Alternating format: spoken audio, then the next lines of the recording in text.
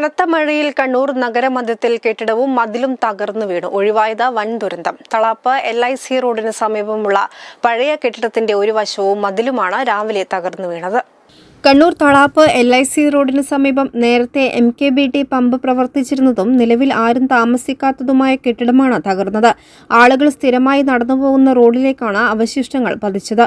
അപകട സമയത്ത് റോഡിൽ ആരും ഇല്ലാതിരുന്നതിനാൽ ദുരന്തമൊഴിവായി. റോഡിനു കുറുകെയുള്ള നിരവധി കേബിളുകൾക്കും KCB ലൈനുകൾക്കും മുകളിലേക്കാണ് അവശിഷ്ടങ്ങൾ വീണത്.